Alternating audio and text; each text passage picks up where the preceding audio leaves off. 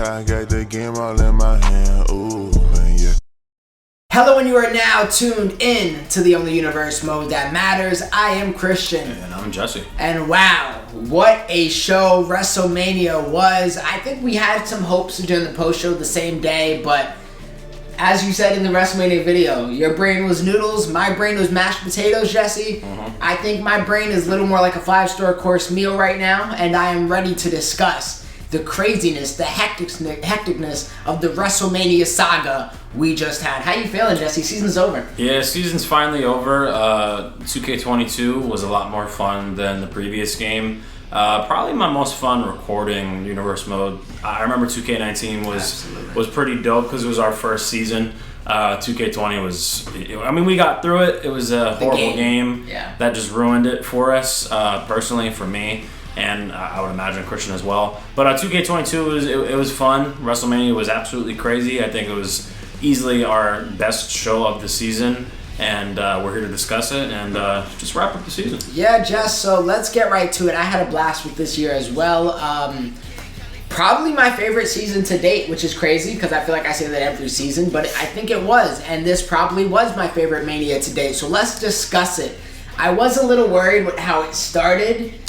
Because literally out the gate we had audio issues and we had a upset of an early victory, and it all started with that ladder match. It was an 8-man ladder match. It was supposed to be for the Internet Championship. They had the Money in the Bank briefcase. Yeah, for some reason the game glitched on us. It felt like things weren't going our way to begin, but man, how this ended up turning around. But it was an 8-man ladder match. It's kind of like our tradition at this point. Yeah. My Raw members was Damian Priest, Kevin Owens, Ricochet, and Finn Balor. And your SmackDown members were? Angelo Dawkins, Dominic Dijakovic, Sheamus, and Montez Ford. And now I wish I could tell you that a lot happened and it was a really, really awesome, high-intense match, but it really was like 10 minutes. I think, yeah, if anything, it might have been like a 13-minute ladder match. Kind of disappointing. Like Christian said, we kind of had audio issues to start off the show. And Angelo Dawkins was the CPU. I think I was Sheamus in this match. And I was Ricky. I had nothing going on for Sheamus. I was getting just, cooked by the CPU and everybody else in the match. Angelo Dawkins, though, he did take down the briefcase, but like we said, the game glitched on us. So, when we were editing the match, we put the Internet title on the line. So going into next season, Angelo Dawkins will be the Internet champion, and he will stay on my brand because he was on SmackDown. Yeah, Jess, and the thing that I want to know coming out of this match was the only notches taken off of the belt or briefcase were literally from the Street Profits. Yeah. So I did think it was a pretty cool story because the Street Profits have had this like 365 full circle storyline, and to end the year with Angelo Dawkins after Montez Ford pretty much did all the heavy lifting, taking all the original notches off. Angelo Dawkins swoops in at the end, finishes it out, and we have a new Internet champion. He will start it off next season, and it's going to be fun next season because we're going to start with the Internet Championship, and we're going to have all these titles that took us maybe a few episodes and a few months to get into last season. This season we're going straight right into it, and I'm super ecstatic, super glad. But before we go into the second match, a very important question is Angelo and Montez Ford done going to a new season? Do we want to carry on them splitting up, or how do you want to do that before we move on to the next match? So in general, and I've already discussed it with the Discord and the YouTube chat, but in general, when we start a new season, we really don't try to carry over too many storylines. Yes. I actually got a point I want to bring up towards our co-main event of the entire evening, but we don't have too many storylines carry over into the next season.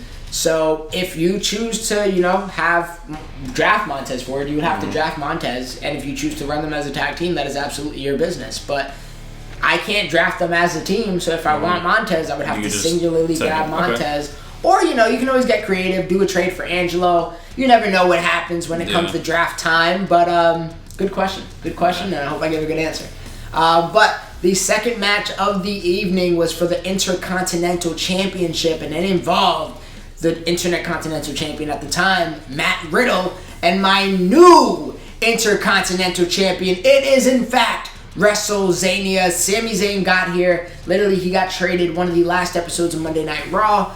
And then on the last episode of Monday Night Raw, he defeated the Hurt Business to earn a #1 contender shot and figure his way onto the card. And I am proud and ecstatic to say, and which was a pretty fun and enjoyable match to record and watch back, Sami Zayn is protected next season on Monday Night Raw and will be going into next season as the IC champion. Yeah, you could really play Sami Zayn however you want there too. He is a massive babyface now. He could work as a heel. He could be a tweener. That's a good champion to have. This was a big one for me, Jesse, because if Sami Zayn wasn't a protected superstar, he would have been high on the draft board for me, and I imagine maybe you as well. Oh yeah, so the way he's being pushed right now. The fact that I don't have to waste a pick on him, absolutely massive, absolutely huge. And he has an updated render as well, attire, the attire he came out to Elimination Chamber. So he's the way he looks in real life is pretty pretty accurate to what he'll be in 2K22. I do hope, this wasn't absolutely the season of Sami Zayn. He had a better season than the best season past, of his life. But WrestleMania, won a championship. That's the best run he's had in Universe Mode history because he's always been known to lose every match. Just never was his moment back in the day, but now going into 2K23 and to end 2K22, he is your Intercontinental Champion, and I hope to see a good reign from Sami Zayn, because a guy like him, from what we've watched him in NXT and on the main roster, he deserves one. He absolutely does. He absolutely does, and I hope we get to see it, and we'll find out next season as he is protected on Monday Night Raw. But the third match of the evening, we have Karrion Kross, Malachi Black, The Fiend Bray Wyatt, and a surprise return of Biker Taker, The Undertaker, at WrestleMania. Going into this match, you had the beef between Malachi Black and The Fiend in the past. Malachi Black and Karrion Kross were having a match on SmackDown. It got interrupted by Bray Wyatt, and I believe Karrion Kross put the cross jacket on Malachi Black, giving him the victory that time on SmackDown.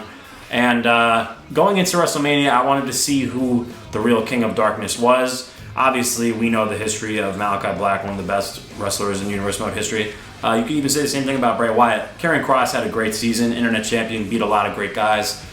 Came up short to beating Brock Lesnar and Randy Orton of the bigger titles on SmackDown. And then, you have a legend in Undertaker. It's WrestleMania season.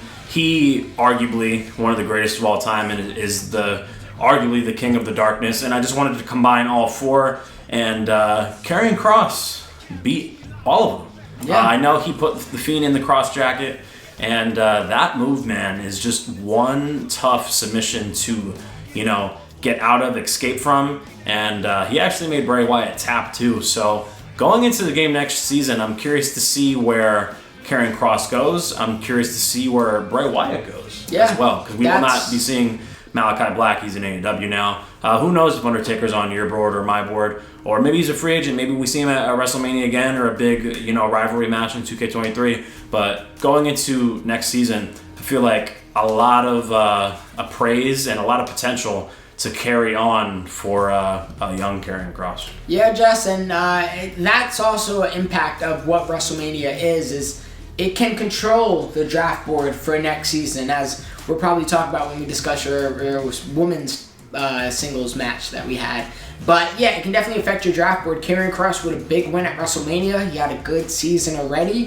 Where does he fall next season? We will find out in just a few days. But for the main event of part one, a match that honestly, I was happy with the match, disappointed with the result, because it's all about who I can protect. And it was Ronda Rousey versus Rhea Ripley for the Raw Women's Championship. Rhea Ripley, who absolutely one of the female superstars of the year. We will have a awards portion of this show literally at the second half, so stay tuned for that. But Rhea Ripley was a great talent all season, 3-time women's champion. Ronda Rousey, obviously the Royal Rumble winner, who ended up getting traded, and she ended up choosing to go for Rhea Ripley's title.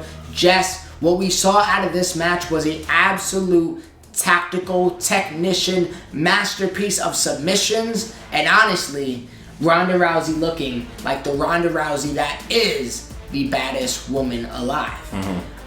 This was Ronda Rousey's best performance of the season.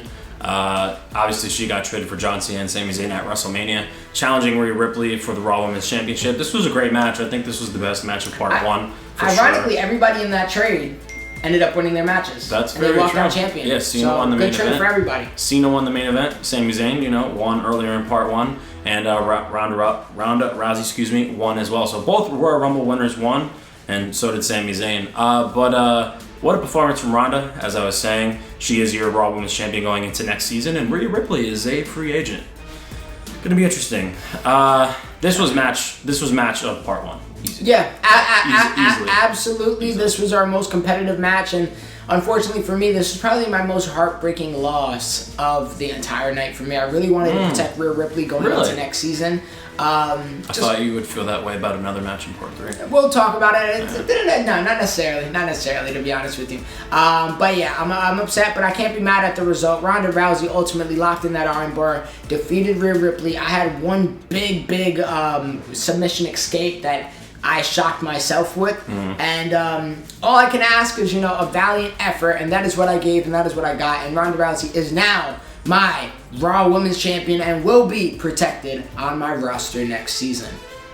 And Jess, SmackDown match to kick off part 2. Tell me all about it. Yeah, kicking off part 2, you have the American Nightmare, Cody Rhodes, who is in 2K23 officially. I'm very hyped for that. The Phenomenal One, AJ Styles, and Seth frickin' Rollins.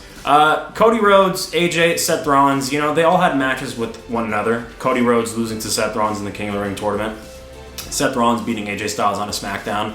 So that's how he included himself in this WrestleMania. But initially it was between the American Nightmare and the Phenomenal One, because AJ Styles was kind of promo backstage and pretty much telling management, who is moi, and telling him it's not WrestleMania season without AJ Styles, and it wouldn't be a phenomenal WrestleMania without him. He's won against guys like Bobby Roode, Shawn Michaels, Finn Balor in the past, and Cody Rhodes came out of nowhere, just beating Drew McIntyre on a SmackDown, and the American Nightmare challenged AJ Styles at WrestleMania. Both members were a part of the club once upon a time, and it just became a fun little triple threat match. Seth, AJ, Cody Rhodes put on an absolute a really show, fun triple threat and match. proved that these three were, really great wrestlers on SmackDown. Cody Rhodes getting the victory, hitting the crossroads. I believe it was on AJ Styles, while Seth Rollins was out on the outside. But you had everything in this match. Big you had the curb stomps, Styles clash forearms, really just everything. The Cody Cutter and crossroads. Cody Rhodes, he goes into next season and obviously winning this match against AJ Styles and Seth Rollins, which is a big win for him. I feel like he needed this because, he lost to Brock Lesnar, lost to Randy Orton. He had a lot of big losses this season, and for him to walk into 2K23 beating AJ and Seth, I think that's a very good thing going for Cody Rhodes going into the next game. Yeah, Jess, and at a certain... And they're all free agents. They are. All free agents, so I definitely want to see where they fall on our draft boards. Who's higher, for example, Seth Rollins or Cody Rhodes? That's a big question that I have in my head. But I would say the winner. I won't say anything because I'm going to hold my draft cheat sheet close to the chest. But at one point this was match of the night. Oh, easy. And then it was definitely better than Ronda and Rhea. And then we had more matches, Jesse, including Edge versus LA Knight, a brand versus brand match. Raw being represented by Edge, SmackDown being represented by LA Knight. And at this point, I needed to keep my momentum going, and I defeated you pretty well-handedly with Edge. Yeah, LA Knight hit his Knight Rider. The one seamlessly out of nowhere. Yeah, out of nowhere on Edge, and really after that, LA Knight, he was battling, he was staying in the match, but once that execution got hit, and then I remember I tried to call you up, and Edge, kicked up, running spear, boom, 1, 2, 3. Big win for Edge, former WWE champion. It does protect him going into next season. Yeah, because it was a brand versus brand. If LA Knight would have won this match, he would have been on my roster, which I would have loved, because I have a lot of good ideas for him next season, and I'm a big fan of him. Hopefully he gets a push in real life in WWE, and I think Triple H likes this guy because Triple H was in NXT when they offered LA Knight a contract. I know he's older. He's not like the 28-year-old guy that I said he was, but I think I have a really good idea for him. I know I have a good idea for him. It's how I execute it. And if you can get your hands on him. That's as well. If I get my hands on him as well. But big big win for Edge going into 2K23, and he will be on Monday Night Raw once again. And I'm excited to use him once again. A former WWE champion this year, if I must say. Jess, but then we had your SmackDown Tag Team Championship match, and I really love the entrance. To talk about DIY's back, man, and Tommaso Ciampa, he was all serious. Gargano was loving the moment. Both of these guys have been on the WrestleMania stage in our universe mode.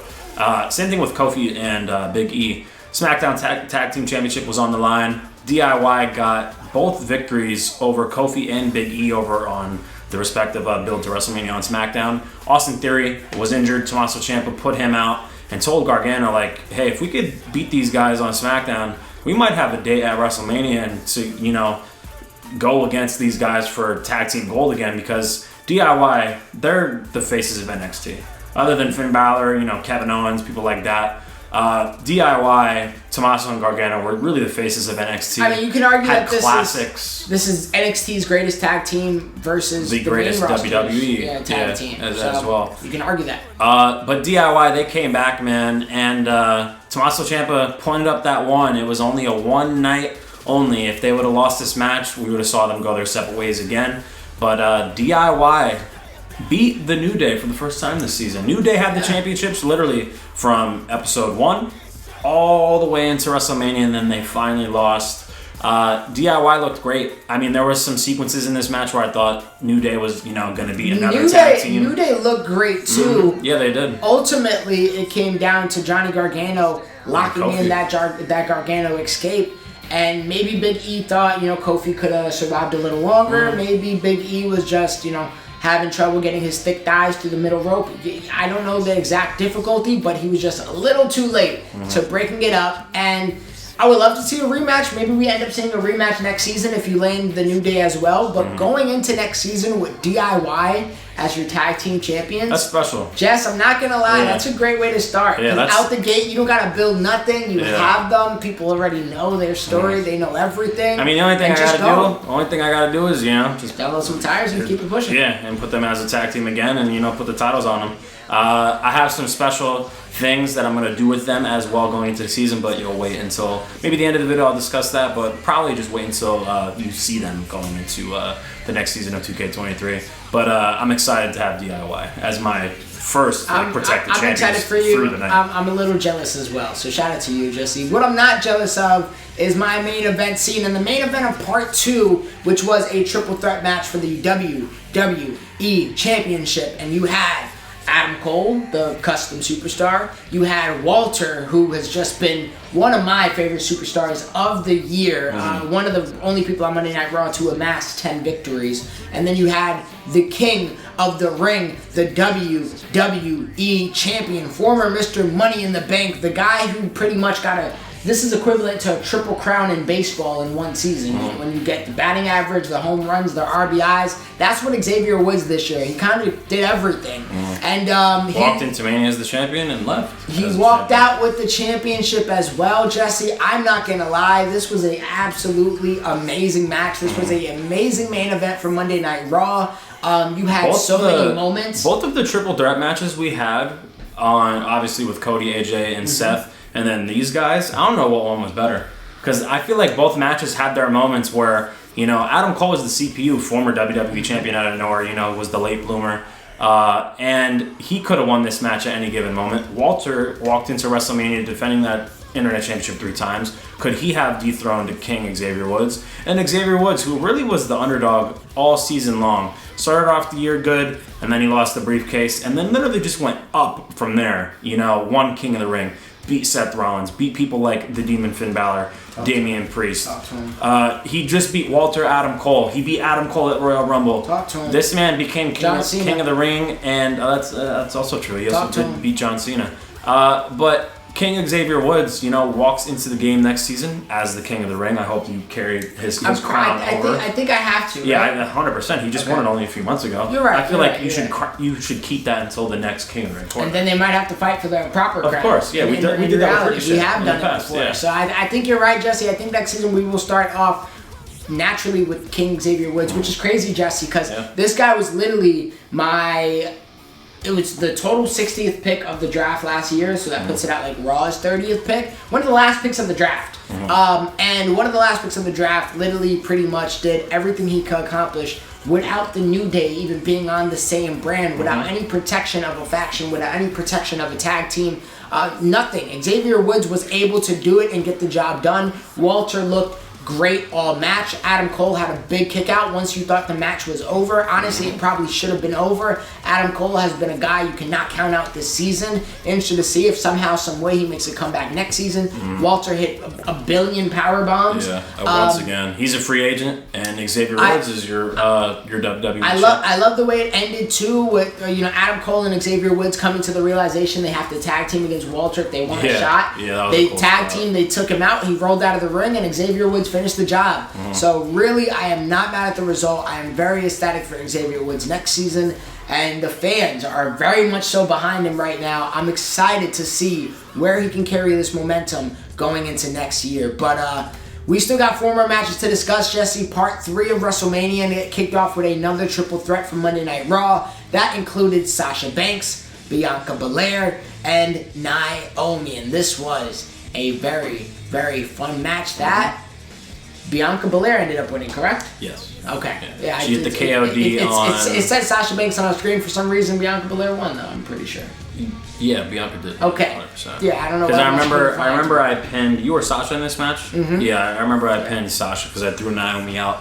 And what a story. Naomi didn't break it up. Yeah, what a story for Bianca. She was the one, on the outside looking in, really going into this match, who thought it would just been a one-on-one between Sasha and Naomi, since they had, the fall off of their tag team. So originally, guys, and this is where the long-term booking really comes into effect. I had the idea of Naomi and Sasha Banks from almost the very beginning, once they left in real life. And I had an early cutscene in the beginning of the year that was Sasha Banks approaching Naomi saying, hey, we can take over the tag team scene. And Naomi was like, now I'm focused on the women's division, singles division, that is. And just ultimately, I can have this vision in my head, but to execute, you know how hard it is to just execute a vision in your head. And not let that get away from you.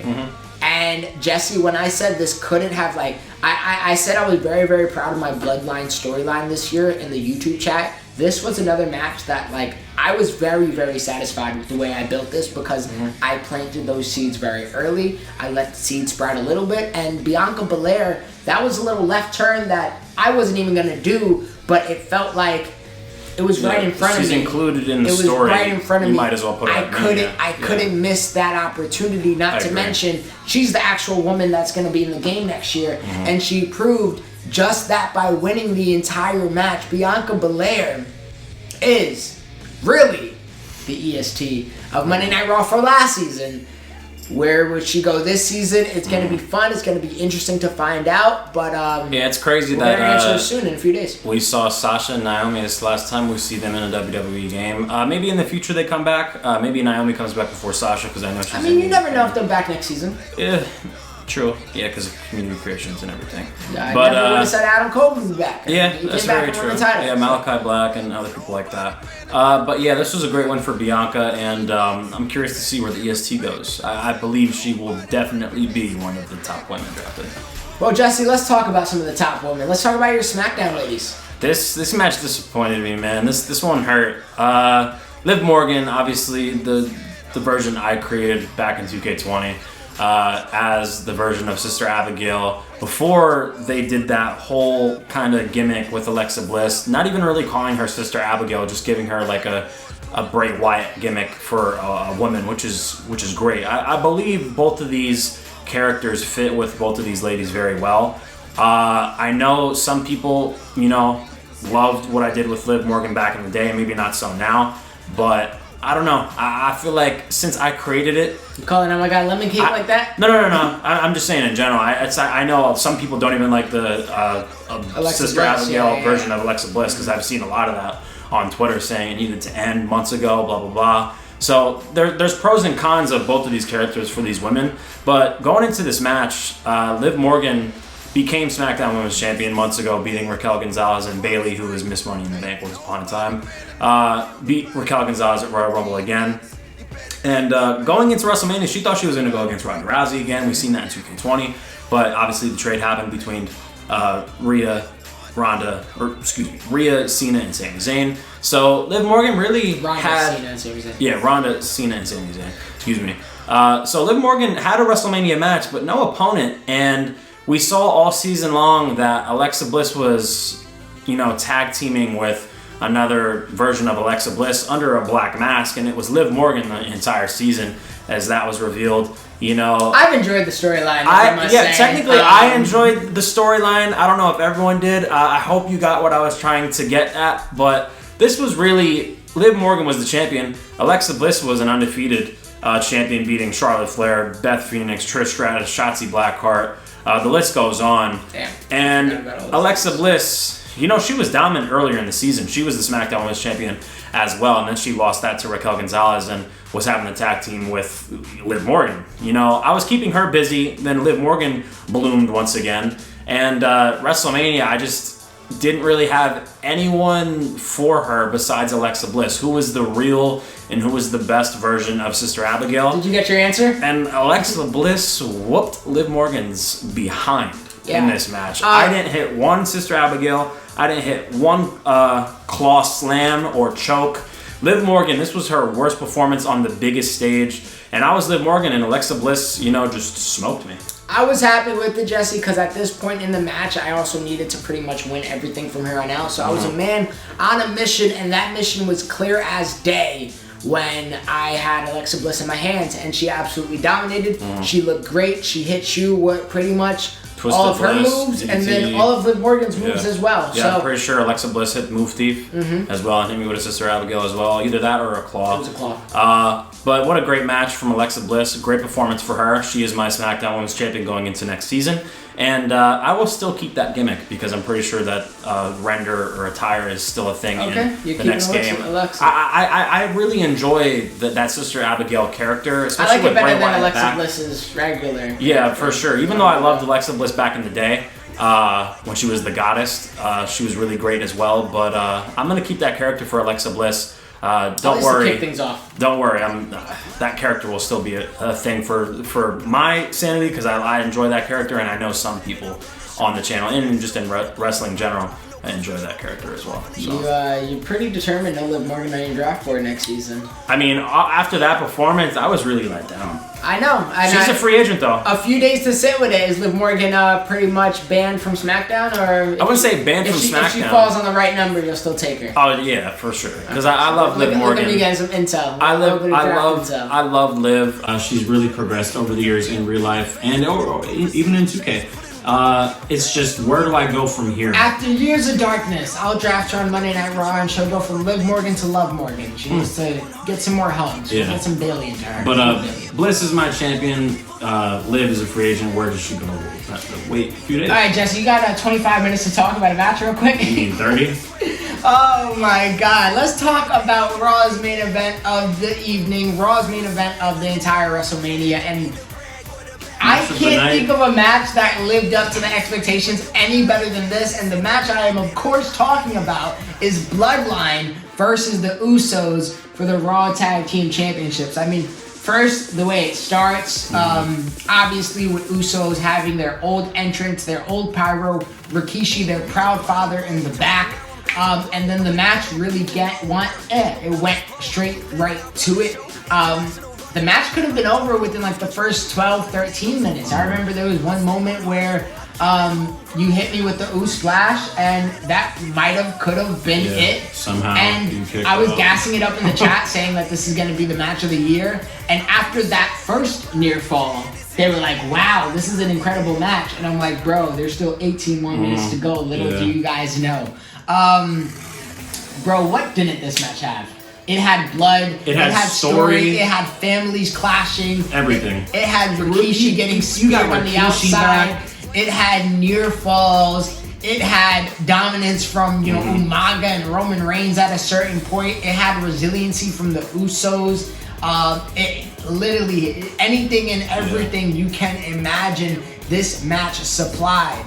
Not to mention, Jesse, the tag team titles were on the line. This obviously was built because the Usos were a dominant tag team all year. Roman Reigns was pretty much a dominant IC championship all year, and Umaga was a dominant henchman all year. But the bodyguard. As the season came to a close, there started to be a little bit of, cracks in the bloodline. We saw it first with Jimmy Uso being laid out, that we later found out was from Umaga, and Jimmy Uso definitely thought it was Roman. You could even say beforehand, once they all lost the titles, they got embarrassed at Survivor Series. It started probably, with the Survivor Series loss. Yes, you're absolutely right. Started with the Survivor Series loss. There was questions of who might be the weak link. That ended up being followed with Jimmy Uso being attacked by his own blood, Umaga, which ended up leading into Jimmy Uso confronting Roman Reigns, and didn't end nice for Jimmy Uso, but ultimately it didn't end nice for Roman Reigns when Roman Reigns had to defend his title and got clocked over the head with a championship right beforehand. He lost the title, Usos got their titles back, and Roman Reigns shifted gear from his singles division to grabbing his cousin and saying, "Let's get to war. We have blood to spill." And Jesse, blood was absolutely spilled. This was an absolutely phenomenal match. Oos splashes, Superman punches, thumbs to the throat, super kicks, spears. Wow. Everything in this match had it, from the selling to the story to the blood to the entrances to just the wrestling, the chemistry between all of these people. You got Rikishi back there. It was just a special match. Definitely match of the night, match of the year for sure as well. We'll get into that later. Talk about nominees and everything. This match delivered from point A to point B, from the build to the match to the end result. Usos beating, I believe it was Jay who pinned Roman Reigns. So main event, Jay Uso got the one hand up, or the one up on the Tribal Chief. This was great, man. This favorite match I ever did out of all the years we played Universe Mode for sure. Definitely the best WrestleMania match I think we ever recorded. And I'm glad that Usos, stay on your brand. I'm glad it happened on the last episode too. Literally, you can't. WrestleMania in theory, the grandest show of them all, it should probably have your match together on it. For sure. In theory. And the fact that it was a tag team match for the Raw Tag Team Championships, and the fact that the Usos won and Roman and Umaga are free agents, I feel like is big, because the loser of this match, the stipulation would have been, if Christian would have won, it would have been a tie pay-per-view going into the main event. Obviously, we didn't know who. And we didn't even win the main event, so we would have had a tie. Yeah, so it would have been a tie if Christian would have won this match, and we would have had a pickle of who gets the first overall pick. Jesse, way to remind me. But this match really had everything going in it, from our circumstances, and who's the champion next year, who's a free agent. This match delivered, man. Usos won. Roman and Umaga are free agents. Let's talk about those near falls for just a second, man. I had 3 of them. I had the first Oos splash, which edge of my seat. I was, after I kicked out of that one, I was like, oh shit. Sorry for the language. Yeah. The next one got me. Oh, for sure. You hit the next one, Jesse. I don't know how I did it, but I did it. And then, bro, I'll be damned. I thought you might win off of a roll up, and I checked that one too. It was literally like the final X I can possibly kick. And man, those near falls really they were everything in the match. It made me actually like this kick out system, to be honest with you. Okay. And maybe we end up keeping it next year, maybe we don't. I'm not too sure. Yeah, we'll see. We'll obviously, we'll examine our options. Examine that. But what I also want to discuss is the implications that this match leaves us when it comes to our draft board next season. I originally had no plans of bringing Umaga back. I did ask some fans, and they were open to it. If I was open to it, Umaga was definitely like a Solo Sikoa replacement for me. I said his name wrong, didn't I? Solo Sikoa. I said Sikoa. Sikoa. Okay, it was Solo Sikoa. But he was pretty much a Solo replacement for me this season, and now Solo in the game next season. Obviously, how does that? You could you never know. You could have them all. Yeah, and that's if you end up drafting them again. And then that's where the question goes again, Jesse. We talked about earlier this episode the idea of not carrying over storylines. So do we go into next season like this just didn't happen? Do we go into next season like, respect, we just had the greatest match at WrestleMania. How about we put all that behind us? Maybe Roman is separated from his blood next year and he's on SmackDown all alone.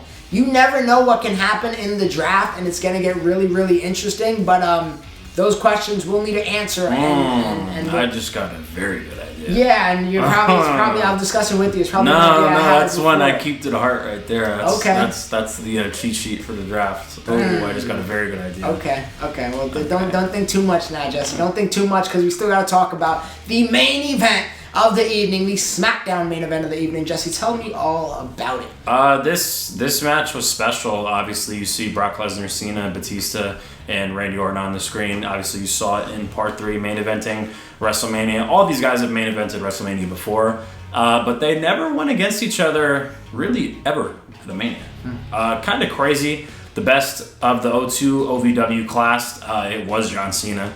Spoiler alert, if you guys didn't watch WrestleMania, you're tuned out. You gotta watch all parts. Absolutely. 3 parts. Spoiler alert. Get to that if you're watching this before WrestleMania. But John Cena, he did it, man. He had a crazy season. First overall pick, traded to Monday Night Raw for draft picks, superstars, and then, really struggled against the newer talent. Put a lot of people over. Half of the season, the John Cena issue, the John Cena story was literally him just getting a win, him getting 500, him able to actually pull together a string of wins. And now for him to actually end the season winning the Royal Rumble, also winning that IC championship, and then becoming a Grand Slam champion, winning WrestleMania, pretty much winning that the World Heavyweight Championship, and the United States Championship, and he did it in a great fashion as well, Jesse. For the whole match, he never not had the lead.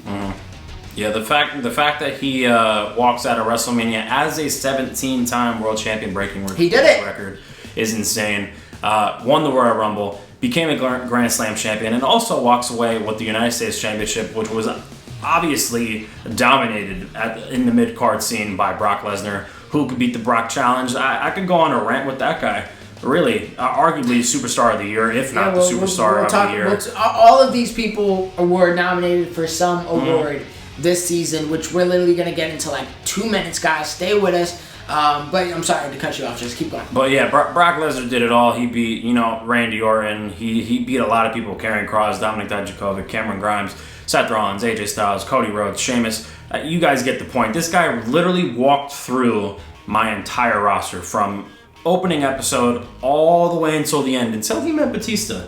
Batista was a late bloomer. He was in the King of the Ring tournament. That's when he debuted. I think he got to the second round, and then he ended up losing against Dominic Dijakovic. But Batista, he had a one-on-one match with Brock Lesnar, beat Brock Lesnar in a one-on-one non-title match because the Brock Lesnar challenge was over because it was the build to WrestleMania. And going into WrestleMania, I didn't know what was for Brock Lesnar until Batista eliminated him from the Royal Rumble, and he had that one-up on beating Brock Lesnar in the one-on-one match on SmackDown. So I thought, going into WrestleMania, I'm going to do Brock Lesnar versus Batista because it never happened. Brock Lesnar left the WWE when Batista became a thing. Then Batista retired. Brock Lesnar came back, so they never had a one-on-one match. And then John Cena won the Royal Rumble. And I'm like, okay, I could do John Cena versus Randy Orton. And then we did that trade. Obviously, Rhea Ripley had Ronda Rousey. I got Cena. You got Sami Zayn. And then my initial plan for main event of WrestleMania was these four for the World Heavyweight Championship.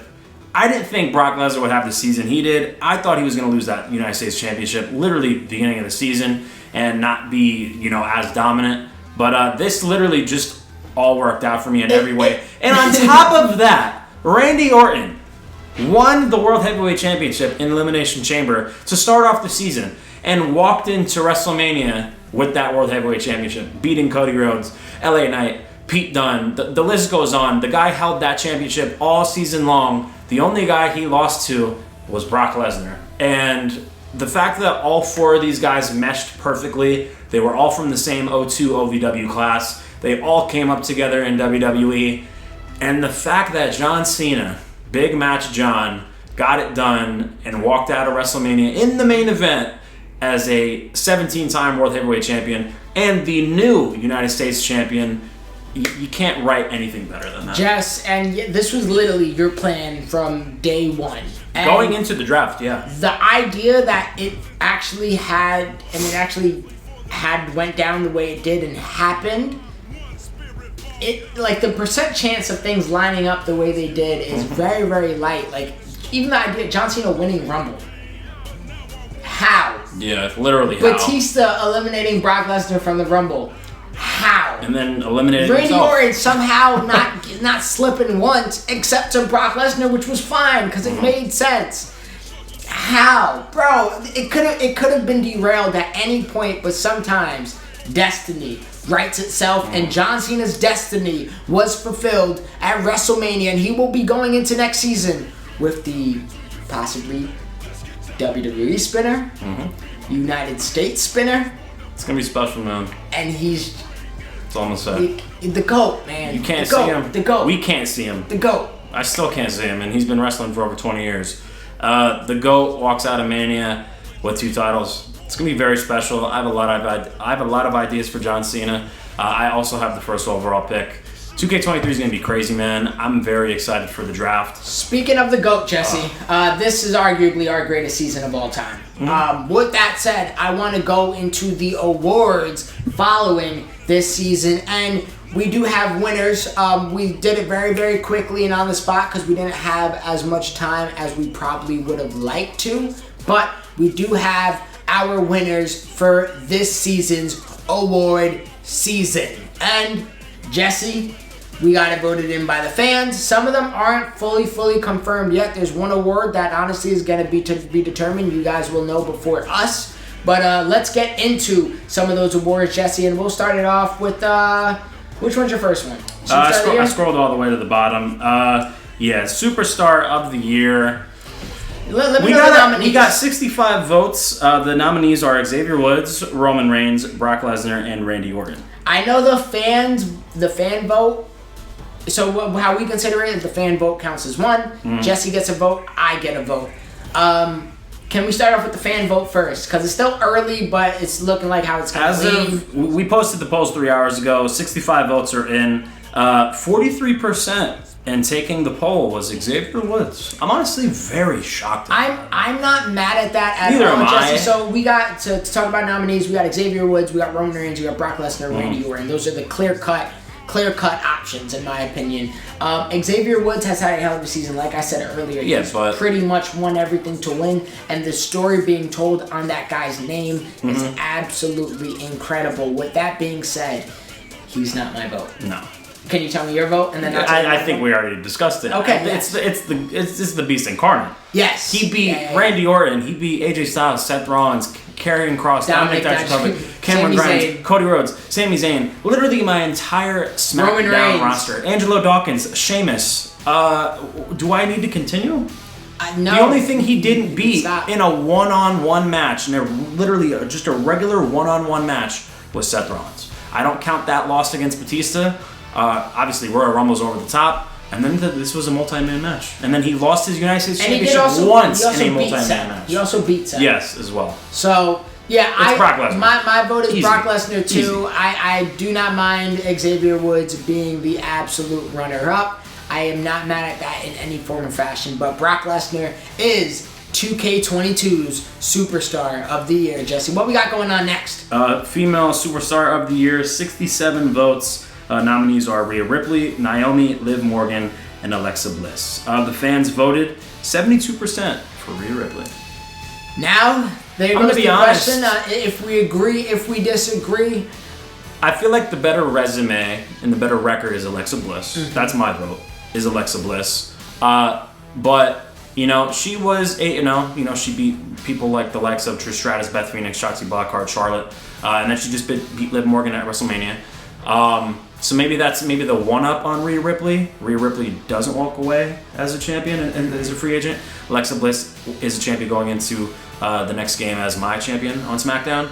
But Alexa Bliss? Rhea Ripley won that championship 3 times. Yeah, I'm gonna let this go against Asuka and Naomi. I'm gonna let this go to the fans, and I'm gonna let them have the vote because my pick, and maybe it's biased. You're gonna go with SmackDown. I'm gonna go with Raw. I'm gonna go with Bliss. I got Rhea Ripley due to the fact that she's won the championship 3 times. She's faced a bunch of adversity. Alexa Bliss, for what it's worth, she did take a few L's. Not many, but a few. Rhea Ripley also taken a few. No harm, no foul. Yeah, with 67 votes, Alexa Bliss is second. So it could go either way. Yeah, I'm not mad at it. It's either Bliss or Rhea. It could go either way. Yeah. But we'll go with what the fans decided, and what the fans decided was Rhea Ripley. So shout out to Rhea Ripley, who is this year's Female Superstar of the Year of 2K22. Next one, third category, pay-per-view of the year. We just talked about it. We literally did. Wrestlemania. And it's a landslide right now. Yeah, it's at 86%, 56 votes in. It's over. The other nominees are Survivor Series, Rumble, Payback, Great American Bash. It's okay. Don't worry about it. Royal Rumble was a pretty solid pay-per-view. Survivor Series was very fun. But we just talked about our pay-per-view of the year, and probably our best pay-per-view we ever recorded and had a blast with. It's WrestleMania. There's no debate. I'm glad the fans agree. We agree. So let's get into the next category. Tag team of the year for the men's. Nothing to argue. The ones that beat Roman and Umaga. Yeah. Usos. Nothing to argue there, Jesse. Usos. I'll mention 64 votes for that. Viking Raiders, New Day, and DIY were the nominees. New Day had a great season. They lost to the Usos. Usos walks out at Mania with the titles. Put on a great matches. Had harder competition. Got to give it to the Usos. Brand of the year.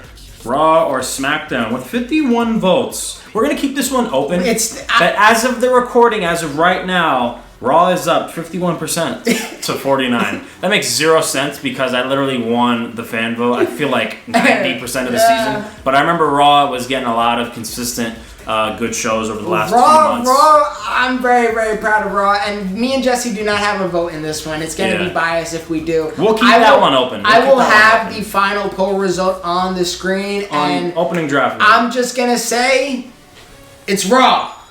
Yeah. I hope. Well, I feel like this is when Batista and John Cena were the last two members of the Royal Rumble, and nobody knew what the winner was supposed to be. It was a botch, and the referee's like Raw, SmackDown, Raw, SmackDown. And then Vince goes out and tears both of his quads, and he iconic moment. He sits in the ring barking at people. Iconic moment. The greatest moment in WWE history. But we'll keep that poll open.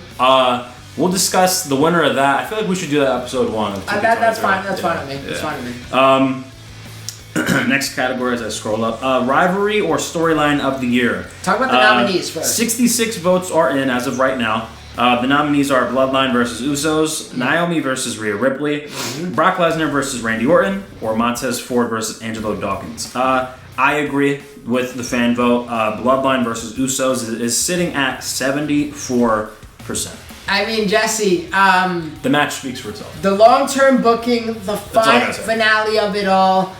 Street Profits was a good story, but it's a difference of a story culminating at Royal Rumble and a story culminating at WrestleMania. You know, a difference between Montez and Angelo and the Roman Reigns. You know, so I definitely gotta agree with the fans' vote as well. I do want to give some love to a thing that wasn't a nominee, and it was hard to. I probably should have put it on there. But a nice story that I feel like was wrapped up nicely at the end of the year was the story of John Cena. That was an independent story. Yeah, for sure. And I do want to give love just to the John Cena story of this season because Cena always wins at the end. No, yeah. I mean, that golden shovel that was underneath literally, the ring became a thing. Crazy. Big match, John delivered as always. But yeah, that's definitely another nominee. What he did in the last few months of this Universe Mode season is literally one of the greatest runs of his career. In real life, too, and even in Universe Mode. IC Champion, Royal Rumble, and then walks out of Mania. Main events another WrestleMania with 2 titles. Crazy run to end the season for John Cena. Last category of the reward show, second half of this post-show WrestleMania. Steal of the Draft. 47 votes are in. The nominees are Cesaro, Xavier Woods, Batista, and Sheamus. I definitely agree with the fans. Whopping at a 74%. King Xavier Woods. Yeah, Jess. Xavier Woods was, as I previously stated, he was the 60th pick in the draft. He was one of the last 5 picks of the draft. Sheamus was the last 7 pick. Batista was up there as well for one of the last picks. And Cesaro was one of my last picks as well. Cesaro was a champion in the season. Batista had a great end to the year. Sheamus had a good, consistent year all the way through, but only one person was able to hold the big gold, was able to put a crown on his head, was able to grab a briefcase. Ultimately, Xavier Woods had one of the better seasons of this season, and to pick him up that late in the draft shows you that every pick matters, Jesse. And speaking of the draft, season's over, baby. WWE 2K22 is officially under wraps, guys. It is closed. It is done. No more WWE 2K22. But what we do got is 2K23 coming out in just a few more days. We will be back at it very, very soon with a new season, a new draft. I will still be running Raw. Jesse still will be running SmackDowns. New champions, new roster. It's going to be a glorious season, and Jesse, it looks like Universe Mode is even better this year.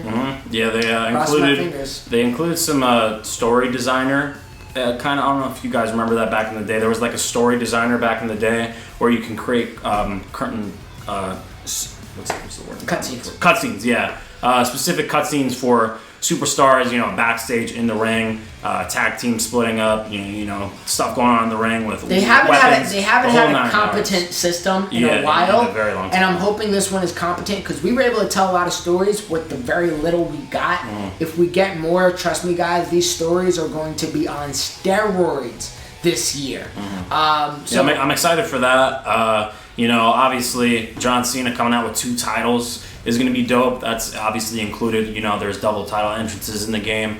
That's going to be special. I'm very excited for 2K23. The first SmackDown is going to be nuts. The draft, I said to Christian, don't be surprised because I'm going to be throwing you some curveballs.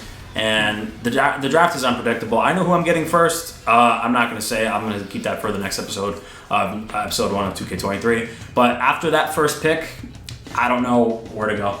I have the draft board. I have everyone that's in the roster in my notes, and I have stars on who I want to make storylines with, who I want to feud with certain people, maybe become champion, the whole 9 yards. It's just after my first overall pick, I have no clue where the draft goes. So I have a different technique for the draft than I do in seasons past. I'm going to apply a similar technique with the draft that I've applied with my last 2 fantasy teams in basketball. And the last fantasy team was last season. I won the championship. And this year, I'm first place right now going into the playoffs. So I'm going to take this fantasy basketball draft strategy into the WWE 2K23 draft. And I'll see if it pays off. And also, I'm always open to some trades, Jesse. So I will be running Monday Night Raw for what seems like the 5th season in a row, maybe 6th season. I don't even know anymore, Jesse. But regardless, it's going to be a great time. It is going to be a Raw time. And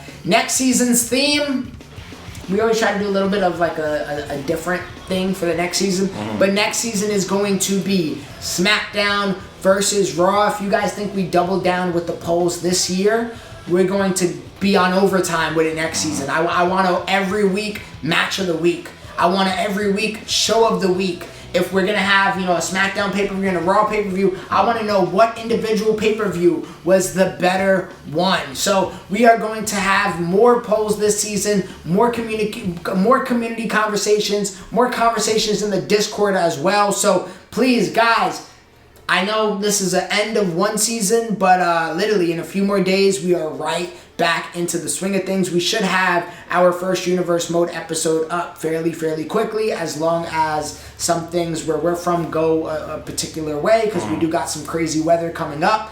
But barring any crazy circumstances, we will be back within a few days to give you guys the next season of Universe Mode for WWE 2K23. Jesse, are you ready? Yeah, I would definitely agree. Definitely by next weekend, I feel like both of our first shows will be definitely recorded, posted, edited, the whole 9 yards. And then, start the build to our first, do you want to say a joint pay-per-view to start? Or do you want to go individual? Jesse, I think this video has been long enough, and we'll have to chat off air about something. We could discuss that in the draft. Yeah, for sure. Guys, I hope you guys enjoyed this season. Let us know if you agree with the season award winners, as that's going to be one thing that does carry into over next season. When I got people coming out, I'm going to say Superstar of the Year, Brock Lesnar. Things like that will absolutely be happening, but next season is a new year, new stories, new brands, new faces, and a new opportunity for Monday Night Raw and Friday Night SmackDown. Guys, I hope to see you there. Thank you guys so much for rocking with us the entire year. If you're with us from day 1 to day 365, the full calendar year, I cannot thank you so much. Thank you for any like you gave. Thank you for any comment. Thank you for joining the Discord. Thank you for giving us a single minute of your time, as I know nothing in this world is more valuable than time, and people are choosing to share it with us, Jesse, and I cannot be any more celebratory than, the feelings that I have in my heart for that. So thank you guys as always, Jess, but I'm ready to sign out if you are, man. Yeah, I pretty much agree with Christian. Thank you guys for tuning in from,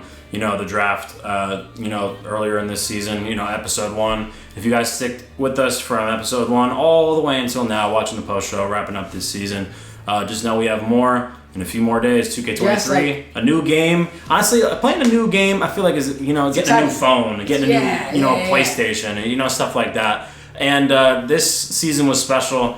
We look forward to doing more in the next game and bringing you guys more content, which I know you guys love. Like Christian said, just ring the bells, guys. Stay in the Discord, communicate with us. Like, comment, share, subscribe. Ring the bells, and you guys are always going to be a part of us, and we will always bring content, wrestling content, universe mode, the whole 9 yards. So, Jess, I had a comment I was gonna say before I sign out, but we had like 92 episodes. Imagine watching a show for 92 episodes. That's what some of these people have done. So thank you so much for watching. As always, please do all those things we just said. Like, comment, share, subscribe. Join the Discord to extend the conversation past the comment section. Ring the bells to get notified when we drop a video, when we drop a community post. But ultimately, guys, we are signing out for the final time of the season. So with all that being said, thank you for watching, and we'll catch you on the other side of the universe. Peace. Yeah, I got the game all in my hand, ooh, and yeah, pop out with the drip and make a fan drool. You could risk it if you want, this ain't no fan duel. Yeah, I'm in a Benz cool, yeah, stepping for the breeze.